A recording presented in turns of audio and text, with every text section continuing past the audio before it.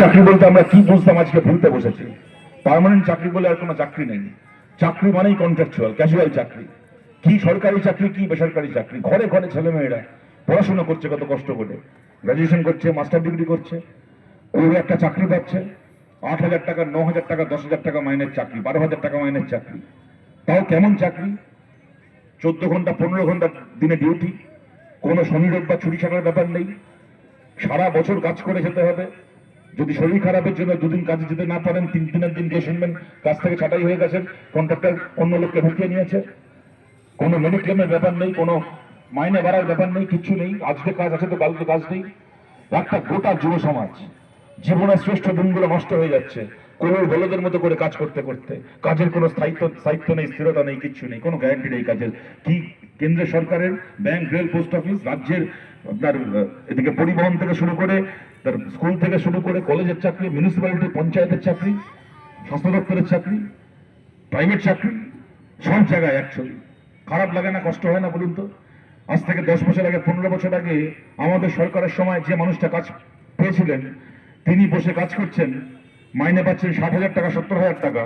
আর তার পাশে বসে আজকের দিনের একজন আমাদের ভাই, কোনো বোন, আমাদের 25-26 বছরের কোনো ছেলে মেয়ে তার পাশের চেয়ারে বসে কাজ করছে, এক কাজ করছে, হয়তো বেশি পরিশ্রম করছে, করে মাস গেলে মাইনে পাচ্ছে 10,000 টাকা, 12,000 টাকা। সুপ্রিম কোর্ট রায় দিয়ে বসে আছে আজ থেকে 9 বছর আগে, 10 বছর হতে চললো। সম কাজে সম মজুরির। মোদীর হাতে সংখ্যা ছিল পার্লামেন্টে আইন পাশ করানোর, মমতা ব্যানার্জির হাতে সংখ্যা ছিল পশ্চিমবাংলার বিধানসভায় আইন পাশ করানোর। এই আইন পাশ হলো না, জীবনে পাশ হবে না, আপনারা জানেন। এরা 100 বছর থাকতে পারে, আগামী 100 বছরেও এই আইন হবে না। আমরা বামপন্থীরা মনে করি সম কাজে সম মজুরির এই আইন হওয়া উচিত। এখানে যারা আমাদের গুরুজনেরা রয়েছেন, আপনাদের সেই সময়টা মনে থাকবে। আমার তো তখনও জন্ম হয়নি। 77 সাল আমাদের যখন সরকার হয়েছিল, আমাদের সরকারের আগে যখন কংগ্রেসের সরকার ছিল, বরকত গনি খান চৌধুরী বিদ্যুৎ দপ্তরে অনেক কন্ট্রাকচুয়াল ক্যাজুয়াল লোক নিয়োগ করেছিলেন।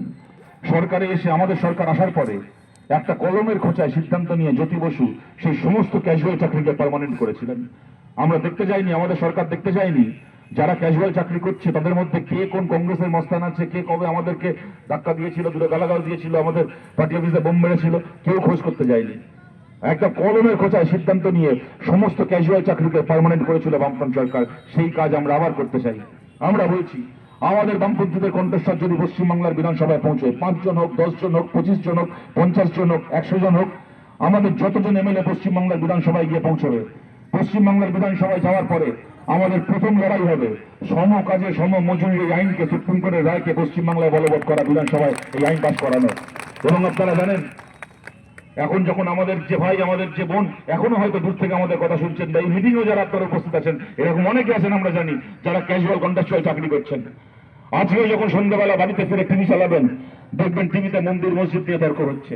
বাংলাদেশে একজন হিন্দু যুবককে খুন করা হয়েছে, পশ্চিমবাংলায় কোথায় কি, ভারতবর্ষে কোথায় কোন মুসলমান যুবক আক্রান্ত হয়েছে, তাই নিয়ে হিন্দু মুসলিম তর্ক চলছে, ধর্মের নামে তর্ক চলছে।